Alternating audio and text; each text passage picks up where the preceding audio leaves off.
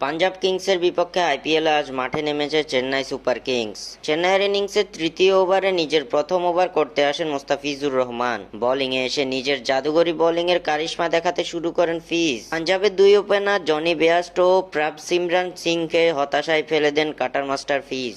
প্রথম ওভার করতে এসেই সুযোগ তৈরি করেন ফিজ। নিজের প্রথম ওভারেই ষষ্ঠ বলে সুযোগ তৈরি করেন মোস্তাফিজ। এ সময় পাঞ্জাবের ব্যাটার প্রভসিমরন সিং এর প্যাডে বল লাগিয়ে এলবিডব্লিউ এর জন্য জোরালো আবেদন করেন মোস্তাফিজ। এ সময় ফিজের আবেদনে সাড়া দেননি অনফিল্ড আম্পায়ার। তবে হঠাৎ করেই রিভিউ নিয়ে নেন চেন্নাই অধিনায়ক ঋতুরাজ গায়কোয়াড। মোস্তাফিজের পরামর্শ না শুনে রিভিউ নিয়ে নেন গায়কোয়াড।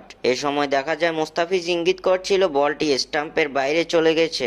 গায়কোয়াডের এমন ভুল সিদ্ধান্তে মাথায় হাত দিয়ে বসেন মোস্তাফিজুর রহমান। পরে থার্ড আম্পায়ারের রিভিউতে দেখা যায় ফিজের সিদ্ধান্তই সঠিক ছিল। প্লেতে দেখা যায় বলটি প্রথমে ব্যাট স্পর্শ করেছে এবং পরে প্যাড স্পর্শ করেছে। মোস্তাফিজের কথা না শুনে রিভিউ নষ্ট করে চেন্নাইকে বিপদে ফেলে দিল ঋতুরাজ গায়কোয়াড।